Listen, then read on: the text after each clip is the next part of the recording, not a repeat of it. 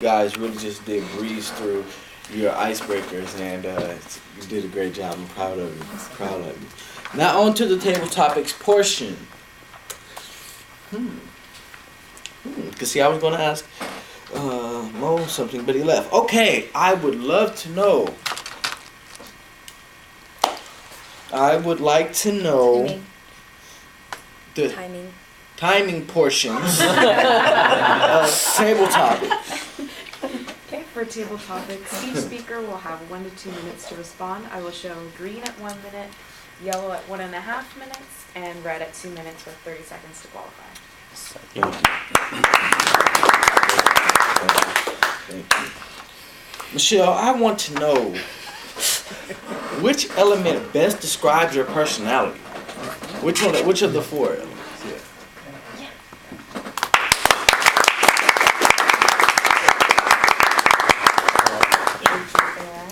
You're welcome. Let's see. Well, lately my life has been a whirlwind, and I would say wind is probably the element that best describes it currently.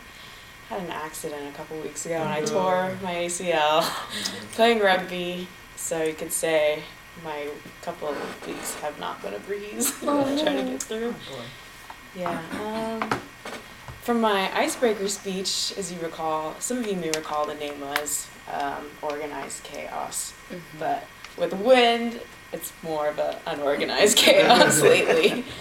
And it's just a part of life too. Accidents happen.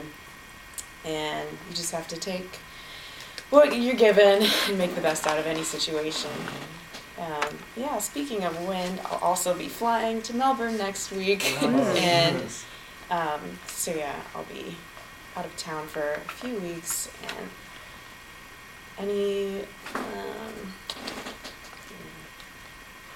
okay.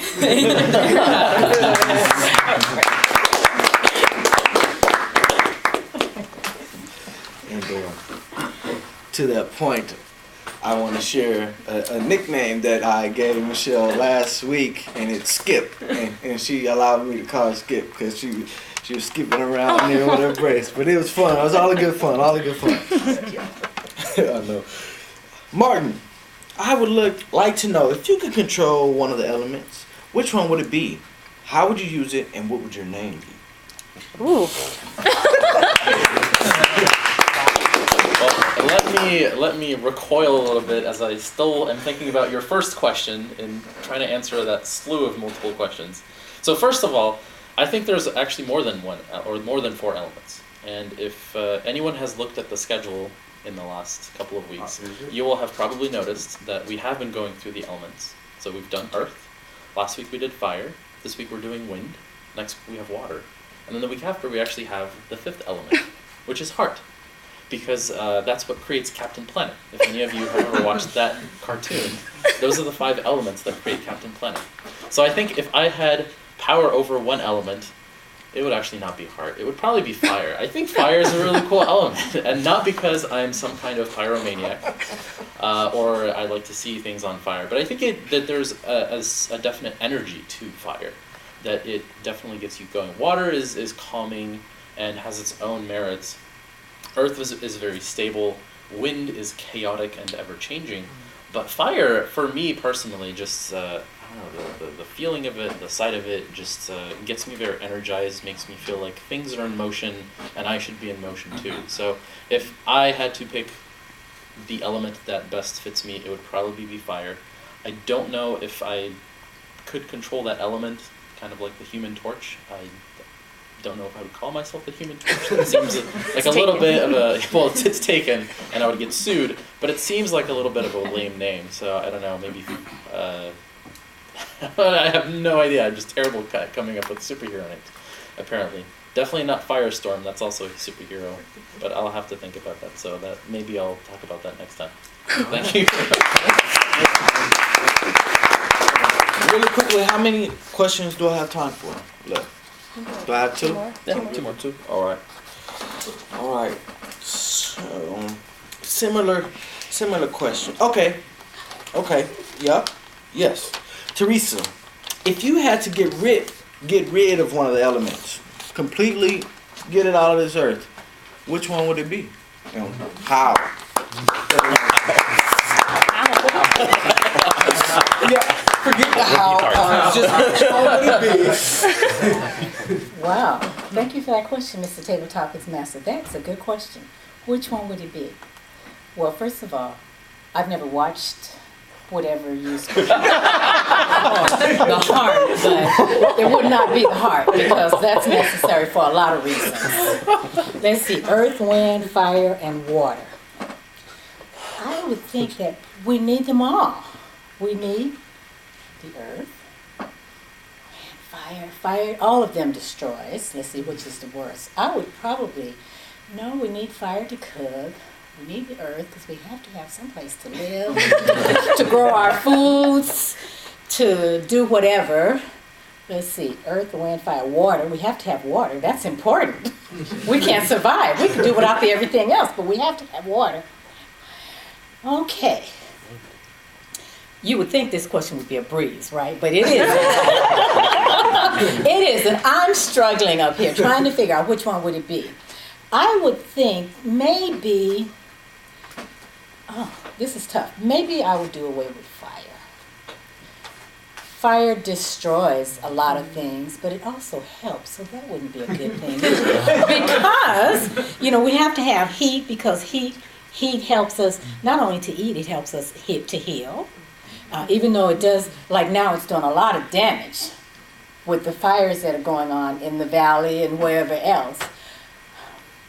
That is a tough question. Bottom line is, I would have to say, Mr. Table Topics Master, unfortunately, I wouldn't do away with any of them because even though a lot of them do create a lot of problems and disasters, we need them all in order to survive. Mr.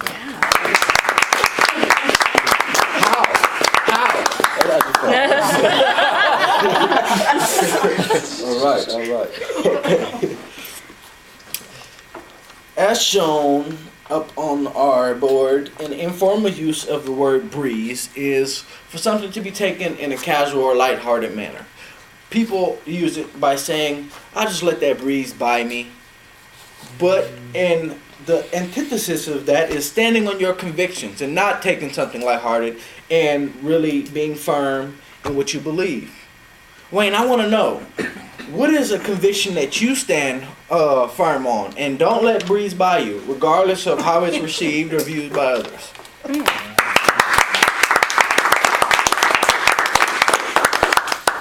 Okay, so I was writing down some notes. So the question is, what is a conviction that I stand firm on? Okay. All right. So, but I am known to straddle the fence on almost everything in my life. I rarely take a stand firm or a firm stand on anything. So if I did have to take a firm stand on something, it would be not taking a firm stand on anything. So whether I'm trying to agree with someone or disagree with someone, if it sounds something like this, if someone were to say, I love Donald Trump, I would say, yeah, that's a very interesting statement. I can see how you would like him. He comes off very gregariously and says a bunch of random topics. And if someone were to say, I hate Donald Trump, I would say, oh, I could see how you... He says a lot of off-the-wall topics and kind of over the top with his hair and everything like that. So I would say that my firm stand would be to not take a firm stand on anything. All right. Yikes. So if you ever had jury duty, let me know. They'll probably breeze you right on out of here. Right on you, man. That's crazy. I mean, I don't have any more questions after that.